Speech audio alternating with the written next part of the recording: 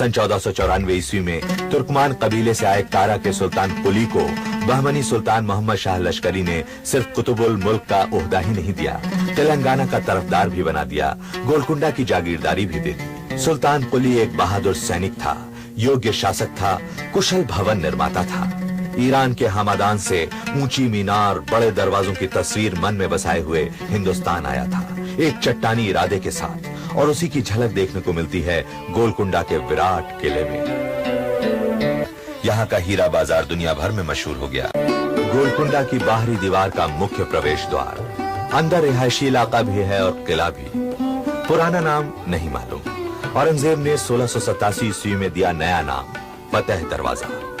मुख्य द्वार तक पहुंचने के लिए दो बाहों के घेरों के बीच से होकर गुजरना पड़ता था।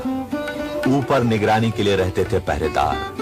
बाहरी दीवार का घेरा 6 किलोमीटर, 87 बुर्ज, 8 दरवाजे। गोलकुंडा का किला चारों ओर से ऊंची दीवार से घिरा हुआ है। अंदर जाने के लिए है यही एक दरवाजा, बाला हिसार दरवाजा। दरवाजे की ऊंचाई जितनी मेहराब की ऊंचाई नहीं है। ऊपर पट्टी पर शेर भी है, शेरनी भी, मोर भी है, मोरनी भी, सुरक्षा और समृद्धि के प्रतीक। बाला हिसार के इस मुख्य दरवाजे के सामने की ये हिफाजती दीवार औरंगजेब की बनवाई हुई है। दरवाजे से अंदर जाने पर है एक दालान, सुरक्षा भी, स्वागत भी। इस लंबे दालान के बाद है ये चौड़ा बरामदा। ये इब्राहिम कुतुब शाह का बनवाया हुआ है। और आइए अब देखते हैं कारीगरी का चमत्कार, आवाज का जादू।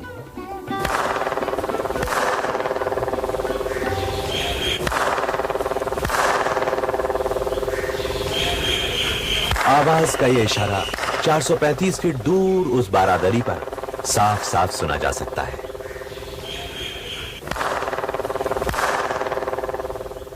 मुख्य दरवाजे की बाईं ओर असलह खाना, तो बंदूक बारूद रखने का गोदाम, नक्कार खाना, कभी शहनाई गूंजी, कभी नगाड़े धमके।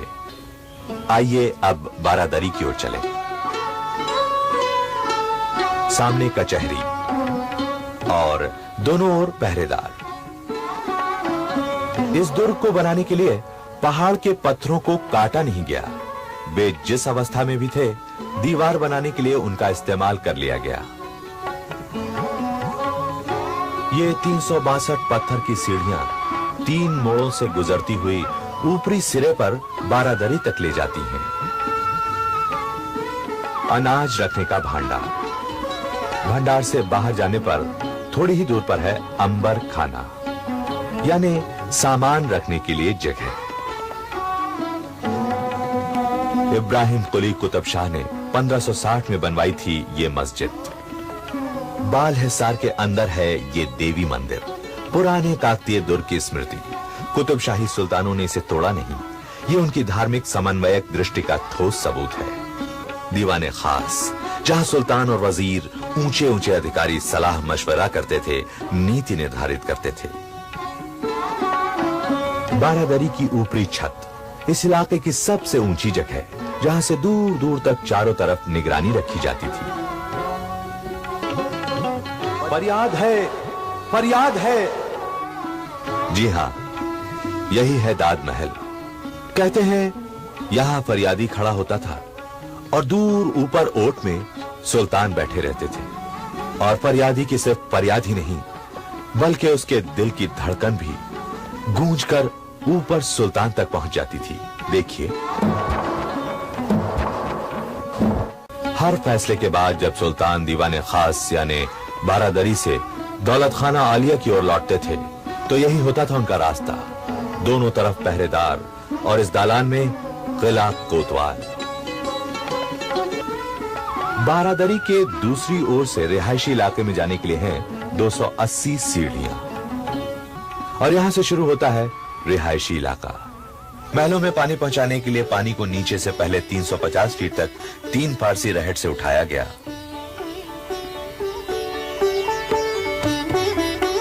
फिर मिट्टी के पाइपों से हर मंजिल पर पानी मुहैया करा दिया गया।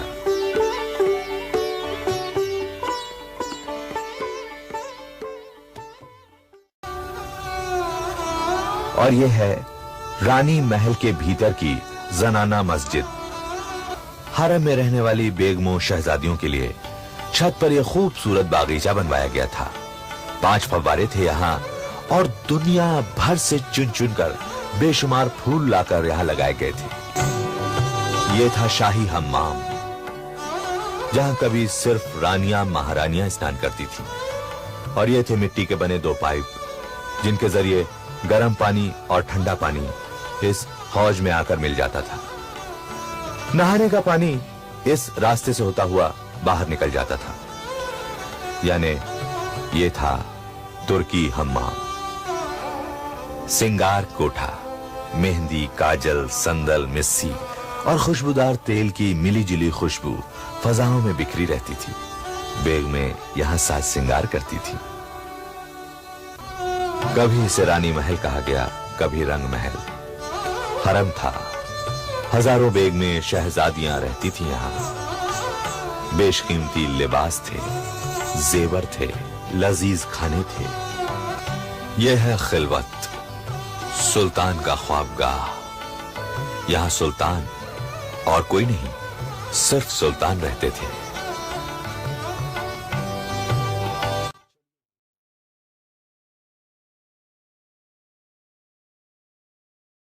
सन 1687 ईस्वी अब्दुल्ला पानी सरदार खान ने दगाबाजी की, किले का दरवाजा खोल दिया। औरंगजेब किले के अंदर आने में कामयाब हो गया। तानाशाह बंदी बनाकर दौलताबाद के किले में भेज दिया गया। पुरखों की कब्रों के बगल में तानाशाह को दफन भी नसीब नहीं हुआ। हालांकि राजधानी हैदराबाद चली गई थी, पर सभी सुल्तान आखिरी पड़ाव के लिए यहीं लाए जाते रहे।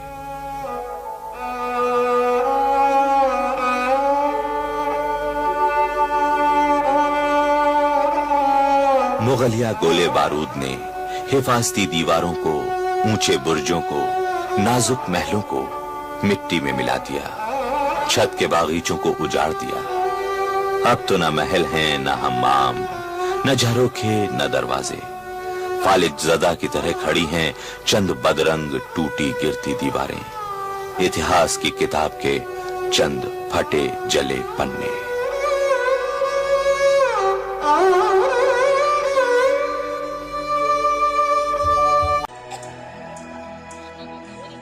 एक गुलशन था जलवानुमा इस जगह, रंगों जिसकी दुनिया में मशहूर थी।